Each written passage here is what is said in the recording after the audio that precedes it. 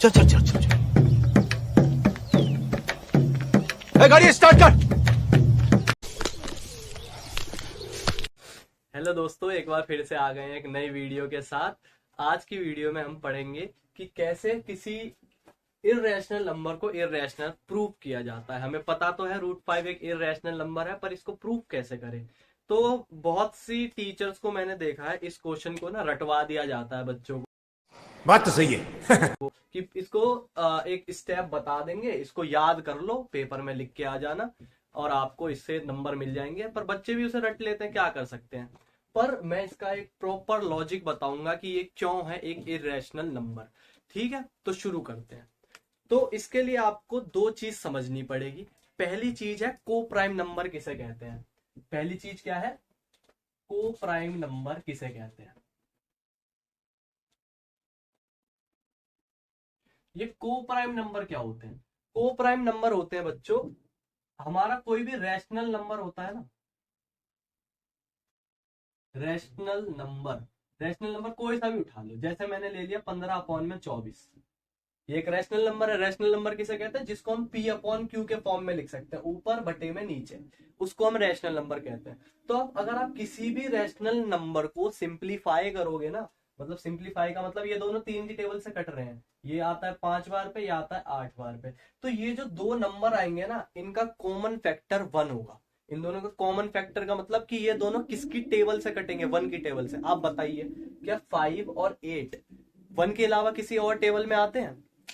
ऐसे आप दुनिया का कोई सा भी रैशनल नंबर ले लो, अगर आप उसको सिंप्लीफाई करोगे और आप देखोगे कि ये दोनों कौन है, हमेशा ये नंबर क्या होंगे, को प्राइम नंबर होने वाले हैं। तो को प्राइम नंबर किसे कहते हैं बच्चों, जिसका कॉमन फैक्टर, जिसका कॉमन फैक्टर 1 होता है, उन नंबरों को क्या बोलते हैं, को प्राइम नंबर। फॉर एग्जाम्पल ये हमारे क्या है, को प्राइम नंबर है। 5 और 8 हमारे क्या है, को प्राइम नंबर है। आप जैसे कोई सा भी एक एग्जाम्पल ले सकते हैं। जैसे मैंने ले लिया 16/20, एक रैशनल नंबर है, ऊपर बटे में नीचे। अब इसको आप काट सकते हो, ये दोनों किसकी टेबल से कटा है, 4 की टेबल से। ये 4 बार पे आता है, ये 5।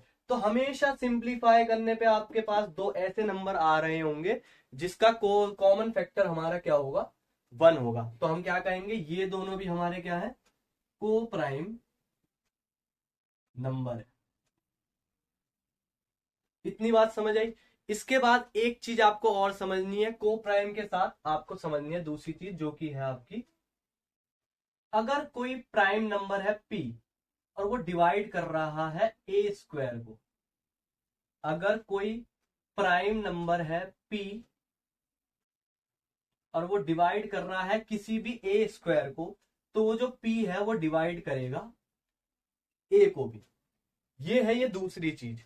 फॉर एग्जाम्पल मैंने ले लिया, क्या 2 एक प्राइम नंबर तो पता है ना आपको, प्राइम नंबर वो होते हैं जो खुद की टेबल में आते हो और 1 की टेबल में आते हो, उसके अलावा किसी की टेबल में ना आते हो। फॉर एग्जाम्पल हमारा 2 हो गया, खुद की में आता है और 1 की में आता है। 3 हो गया, 5 हो गया, 7 हो गया। तो ये हमारे क्या है, प्राइम नंबर है, ये अपनी टेबल में आते हैं और 1 की टेबल में आते हैं।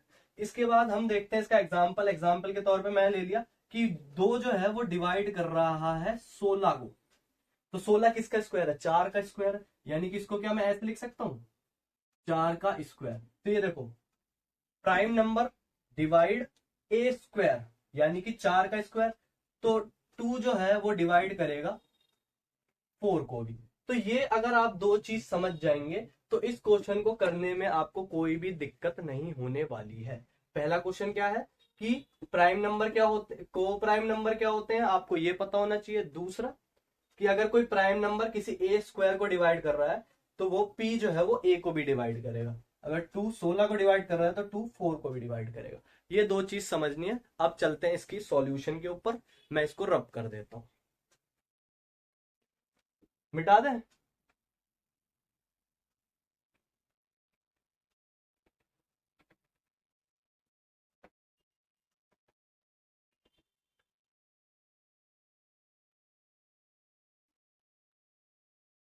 तो इसको सॉल्व करने के लिए जो मेथड का हम इस्तेमाल करते हैं उसको बोलते हैं कॉन्ट्राडिक्टरी मेथड।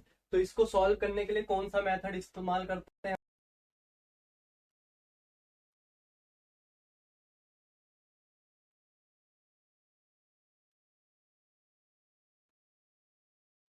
इस मेथड में क्या होता है, ये हमने क्या प्रूव करना है, ये एक इरेशनल नंबर है ना, तो हम इसको कहेंगे कि ये रैशनल है। हम पहले इसको मानेंगे कि रैशनल है, फिर हम अपनी ही बात को गलत साबित करेंगे कि नहीं यार ये तो इरेशनल है।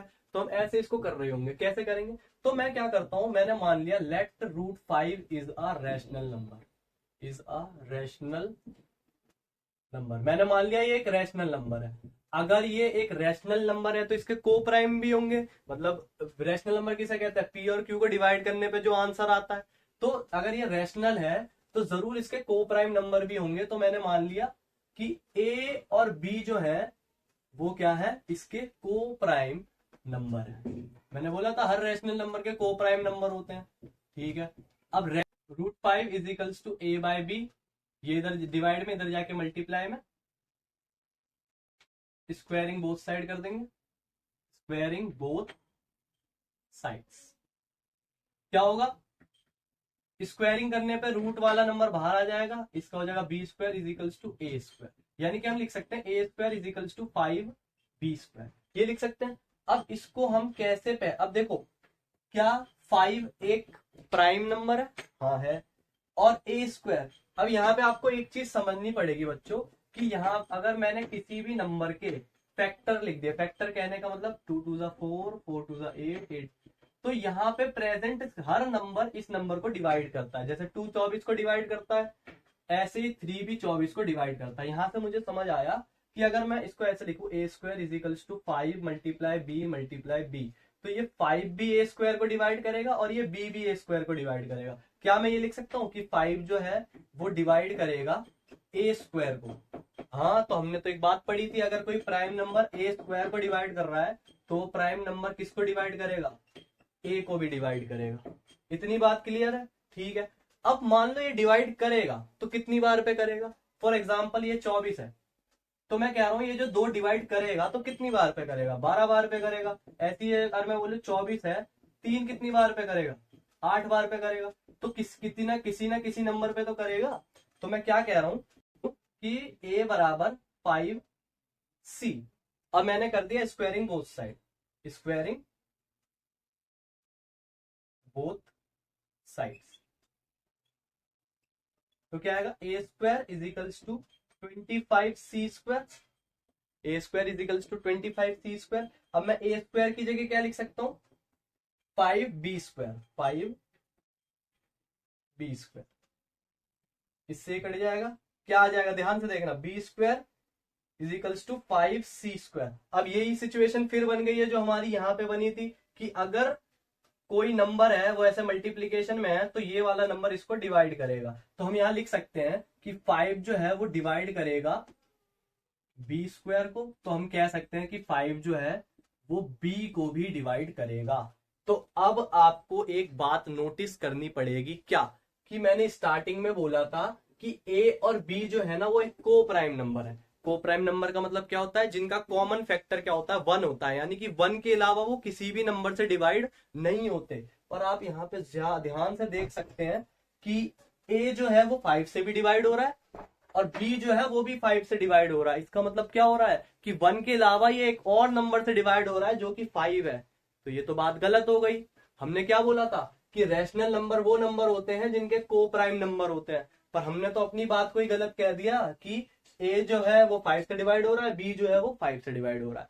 इस वजह से अपने को कहना पड़ जाता है कि जो हमने सोचा था कि ये एक रैशनल नंबर है वो बात हमारी गलत साबित हो गई। इसलिए हम लिख देते हैं कि √5 एक रैशनल नंबर नहीं है, √5 क्या है, एक इररेशनल नंबर है। तो हम क्या लिखेंगे कि as 5 is the factor of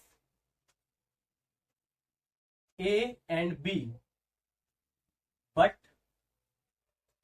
we assume that a and b are co-prime number.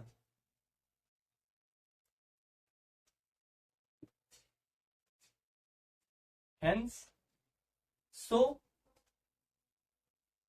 our assumption was wrong. Hence, √5 is an irrational number.